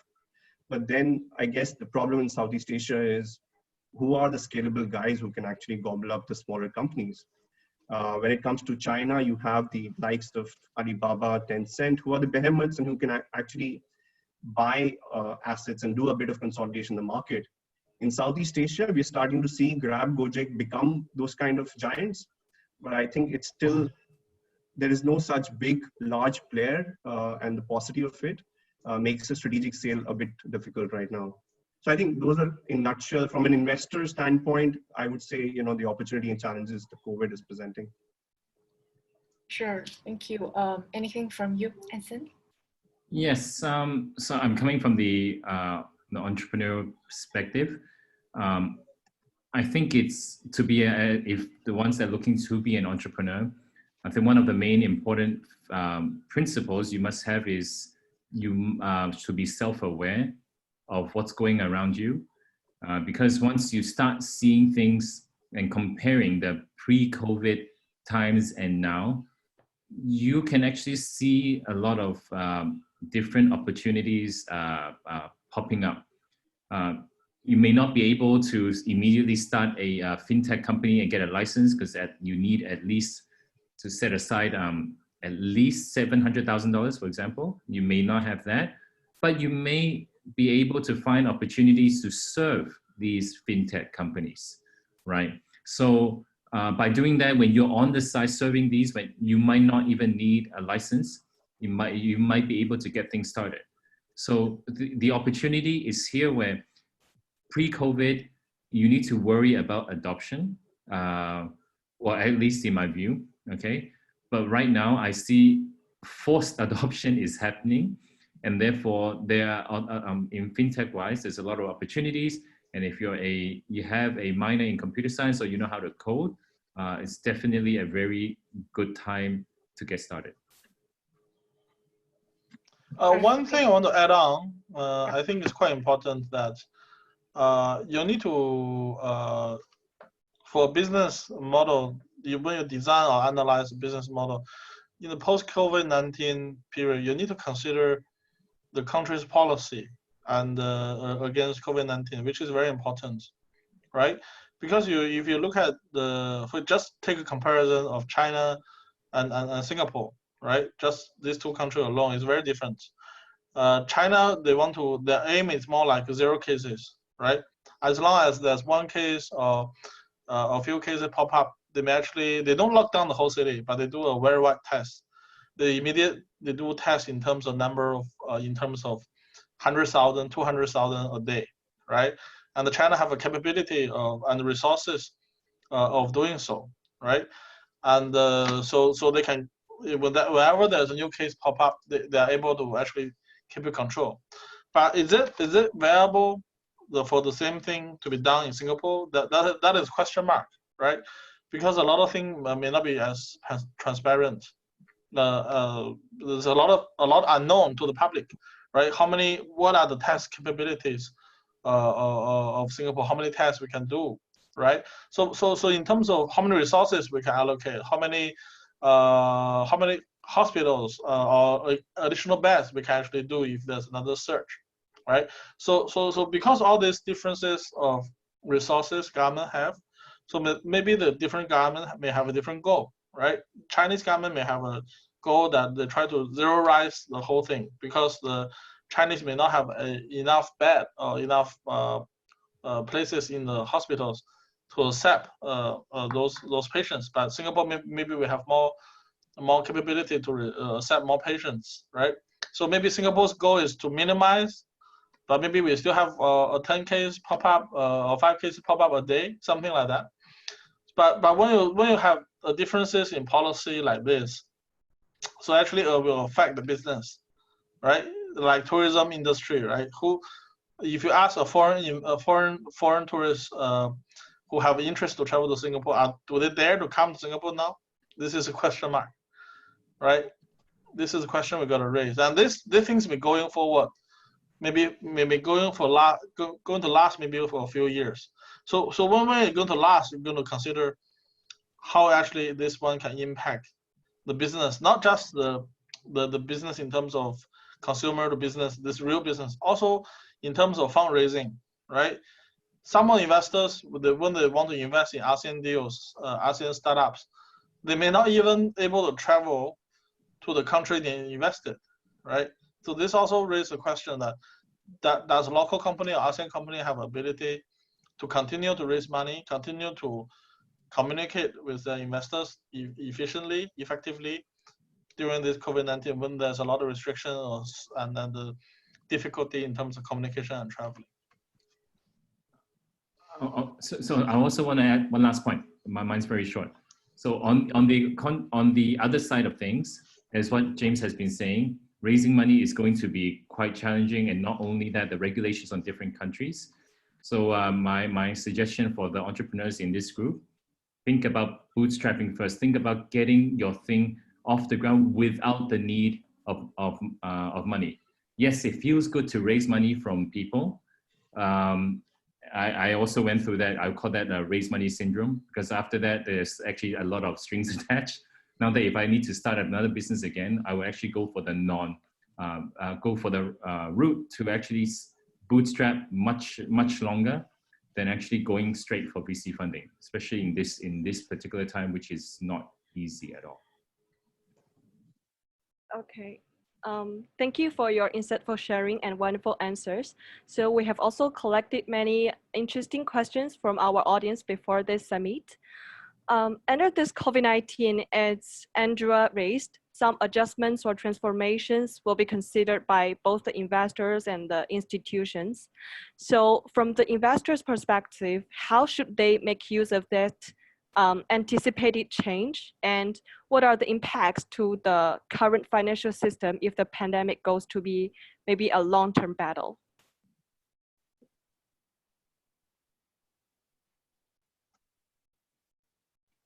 Who wish to take this question first? Sorry, Tuja, could you repeat the question once? I didn't really get that. Okay, so how should the investors make use of that anticipated change in the post-COVID-19 world? And if the pandemic is going to be a very long-term battle, then what would be the impacts on the financial system? Okay, I mean, I think it's quite a broad question, and I guess if I had to just silo it down to the area around how does investment making change in the post-pandemic environment, I guess the answer to that is, especially from a transaction documentation perspective, things are going to be very different. People are going to be more risk averse in terms of the clauses they put in terms of investment agreements, especially what I just referred to about material adverse change, because at the end of the day, if you're closing a deal and things go awry between signing and closing, and that particularly due to external circumstances, there needs to be a way out for the investors. From a more global level, I think the question again boils down to how do you tend to perceive the risk? How reversible do you think is the risk of this pandemic? Has it caused a change which is going to be permanent in nature, or do you think this is pretty much reversible? And that I think nobody has an answer to today. That only time will tell whether the transient adoption of using internet to buy, or using internet to transact, or using internet to pay, is that a phenomena that continues from here on because it was so easy to do so and not a lot of people were doing it earlier, but because the COVID boost down, people start doing it and now realize the potential it has. Whereas would people or customers just go back to the usual ways of how it was being done? The answer I would like to believe is, there should be sort of a rational thinking going on, and they should figure out the efficiency of this online trade is much better, and hence it's a more permanent change, and hence doing very well for the technology ecosystem in Southeast Asia. But then the question is, how well are customers reacting to it? And I don't know the answer to that. And what happens after post-pandemic, I wish I had a crystal ball, I could gaze over it and figure that out. I think certain habits change, certain business or salary like e-commerce, right? Let's say my wife previously bought things from Alibaba, and she continued to buy. It doesn't change. It just no matter what kind of geopolitical conflicts between China and US, I mean, she continued to buy. There's certain things that doesn't change that much, I think, in terms of consumer behavior, right? And some people may even consume more, because I actually did a survey that actually people stay at home, they drink more beer, right? So this is the things that actually certain habits is there, and they don't change. But if you look at ASEAN country, first it's very fragmented, this markets, right? Because we have a big population country like Indonesia, but other countries are relatively quite not as big as Indonesia. So there's more opportunities of this TMT company to go localize, right? And for the not just for the business model, but also for the contents, right? let's say live streaming business or video streaming business, also like cinema, movie, right? Because we see Disney Plus to distribute, start to distribute a very big movie, right? So we may see that happen more in the future, and how the movie business is going to change, right? Actually, the TMT companies in ASEAN country, I think they have opportunities over here. But if you look at the US, the big macro thing is that we think Federal Reserve, the Fed, as a central bank for the world, the US is doing one thing they're doing right is printing a lot of money to keep the economy running, right? But there's an impact of this. There's a lot of more money printed ever compared with quantitative easing post 2008 financial crisis. So that could be a potential impact of this, because when you have more money that coming to the market, and same time we have a disruption of a global supply line, right? And the same time we have a widening of wealth gap, right? Because I think this there's already a widening gap between the rich and poor, but when the COVID-19 came, the poor people who have more those kind of part-time job are hit more than the rich folks, right? Rich folks sitting on the assets because Fed is printing more money, so assets actually, those assets they're holding, they may actually generate more values, become in terms of dollar denomination, become more valuable, right? So when we see more gaps going around, widening between the rich and poor, and this is happening not just in US, or also happening in a lot of countries. This may raise the potential risk of political or social conflicts in the future, right? And this, particularly to ASEAN country, if you even think back further to the 1997 financial crisis, Asian financial crisis, that with the fluctuation of US dollars and the fluctuation, if there's a big fluctuation of ASEAN country currencies, right, they may actually trigger some kind of potential conflicts or potential social unrest in this region. So this is, when you're investing in this part of the world, this is a risk that you need to concern.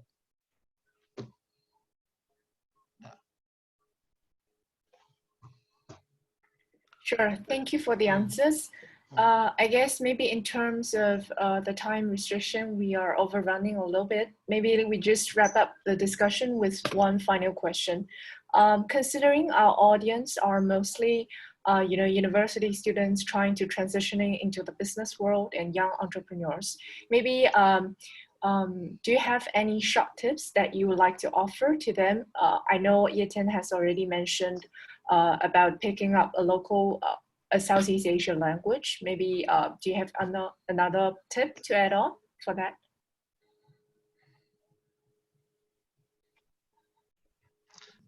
Maybe I start. Just now in my presentation, I mentioned you should start trading account with me and start to follow up US stocks and see what's going on in the latest company, the new company in NASDAQ. So you can see what are the different new business model is going on. And then in terms of working for finding a company to work, right? Let's say I think compared with let's say Shopee or UOB, I think maybe there's more opportunities in Shopee, or maybe more opportunity in the TMT companies. So in terms of finding a TMT company, my feeling is this: look at who is investing into the TMT company. Is it SoftBank, Alibaba, or Tencent? If their shareholders have this kind of big companies or giant behind to support them, is more likely this company can survive through this COVID-19 period. And if this company is relatively new, and maybe you have more room to grow in the next few years if you're joining this kind of company.